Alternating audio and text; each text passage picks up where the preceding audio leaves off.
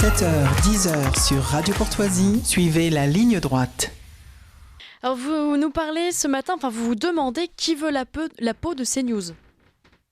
Oui, alors que CNews poursuit sa montée en puissance et fait vaciller BFM TV et chaque jour un peu plus, eh bien l'étau se resserre. Le Conseil d'État, saisi par Reporters sans frontières, ça ne nous aura pas échappé, vient de sommer l'Arcom de veiller, je cite, à la diversité des courants de pensée représentés sur CNews, en prenant en compte non plus seulement le temps d'intervention des invités politiques, mais l'ensemble des participants au programme diffusé, y compris les chroniqueurs, animateurs et invités.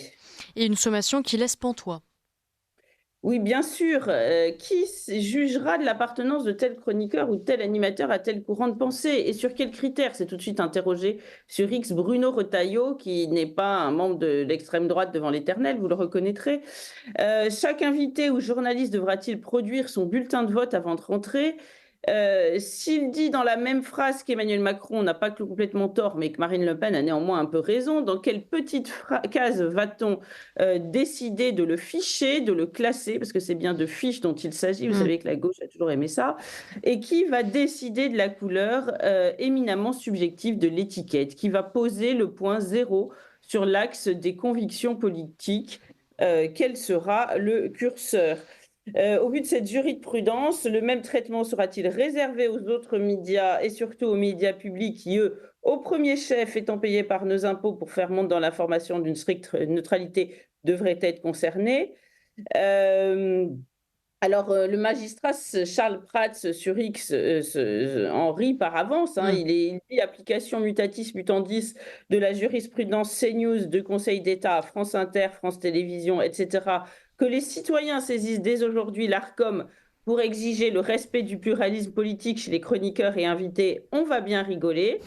C'est du reste peu ou prou ce que dit aussi l'avocat Gilles William Golnadel, qui annonce sur son compte X que Avocats sans frontières va donc demander à l'Arcom que soient comptabilisés les temps de parole sur le service public, et il rajoute « J'entrevois un effet comique ».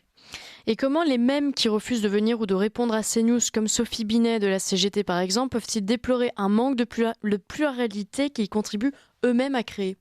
Oui, exactement. Alors, il faut savoir que Sophie Binet, elle ne supporte même pas qu'il y ait un micro CNews dans la herse de micro devant elle quand elle manifeste. Elle les pointe du doigt et les stigmatise, selon le mot à la mode. Ça, cette stigmatisation-là ne dérange personne. Alors moi, je n'ai jamais vu des intervenants de droite refuser d'aller à France Inter. Le problème est qu'ils ne sont pas conviés. Car la nuance est là. Si certaines personnalités de gauche ne sont pas sur CNews, c'est parce qu'elles refusent d'y aller. Si certaines personnalités de droite ne sont pas sur France Inter, c'est parce qu'elles ne sont pas invitées. La nuance est de taille, vous en conviendrez. Et puisqu'on parle de diversité, qui va en insuffler au Conseil d'État? Rappelant, pour ne citer que 2 membres, mais 2 poids, que celui qui le dirige, ce fameux Conseil d'État, Didier Roland-Tabuteau, nommé le 5 janvier 2022 en Conseil des ministres, est un proche de Bernard Kouchner, Claude Évin et Martine Aubry.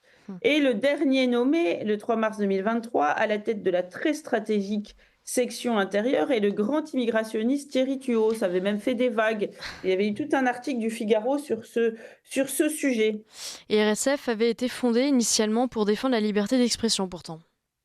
Oui, Robert Ménard, vous savez, le fondateur de Reporters sans frontières, interrogé sur CNews, ne décolère pas. Robert Ménard, qui est aussi le fondateur de Boulevard Voltaire, et précisément à la base de cette fondation, il y avait la liberté d'expression. Il ne reconnaît plus Reporters sans frontières.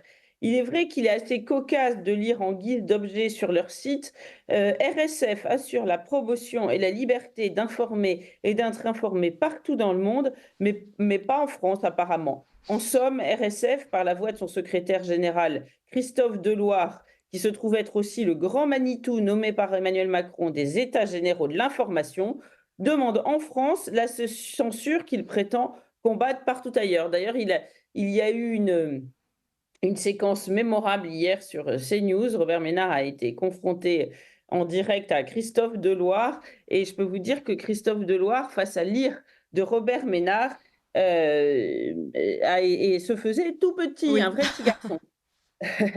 Alors chacun y verra ce qu'il voudra, mais il se trouve que cette annonce a été publiée par le Conseil d'État le jour du 50e anniversaire de l'expulsion de Solzhenitsyn du RSS, 13 février 1974. Eh bien, un demi-siècle plus tard, c'est à l'expulsion de France de ce qu'il reste du RSS qu'il faudrait songer, car ces méthodes sont évidemment éminemment soviétiques.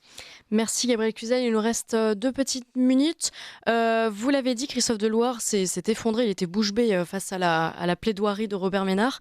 Malgré tout, est-ce que ça vous inquiète quand même, tout ça, que le Conseil d'État soit saisi, que le Conseil d'État saisisse l'ARCOM, que l'ARCOM demande à CNews finalement d'être un peu moins de droite?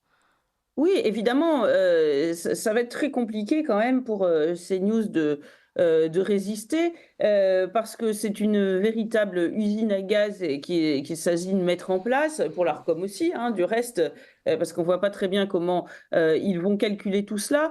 Donc, évidemment, la solution de facilité serait de, faire en sorte qu'il n'y ait plus d'intervenants qui sortent des clous du point de vue du Conseil d'État, de Reporters sans frontières et de l'ARCOM. Donc, oui, bien sûr, c'est extrêmement inquiétant. Vous savez, il y a vraiment des contre-pouvoirs qui se rétrécissent comme peau de chagrin dans notre pays. On a une démocratie qui ressemble de plus en plus à une démocrature ou à une dictocratie. On Mm. peut, le mot valise fonctionne dans les deux sens, parce qu'en fait, de faux pouvoirs, il y a surtout de contre-pouvoirs, il y a surtout des simulacres de contre-pouvoirs. Vous voyez, le Conseil constitutionnel et à sa tête Laurent Fabius. Nous venons de parler du Conseil d'État, mais il y a aussi la Cour des comptes avec Pierre Moscovici, dont on sait ce qu'il a fait de son rapport au moment du vote de la loi immigration. Donc tout ce qui est censé insuffler un peu de contradiction est en fait aux mains du Parti socialiste, qui, rappelons-le, ne représente plus rien Mm. dans le corps électoral. Donc il y a une vraie inquiétude, une inquiétude extrêmement forte qui devrait nous habiter.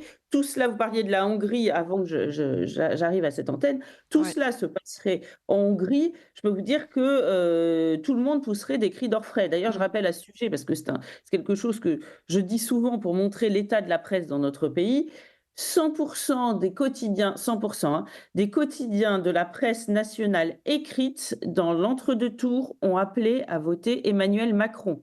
Alors, l'idée n'est pas de dire que certains auraient dû appeler à voter Marine Le Pen. Un journal, en principe, Ne un donne pas. média n'est pas du tout censé appeler à voter pour Ouais. qui que ce soit. Eh bien, tous, ils ont fait leur petite génuflexion du Figaro à la Croix, en passant par l'Équipe, vous voyez, c'est quand même assez incroyable. Et encore une fois, tout cela se serait passé en Hongrie, on aurait jugé à raison que c'était très inquiétant. Bah, merci beaucoup Gabriel Cluzel, vive la presse libre. Je rappelle que vous êtes directrice de la rédaction de Boulevard Voltaire. On vous retrouve la semaine prochaine à la même heure.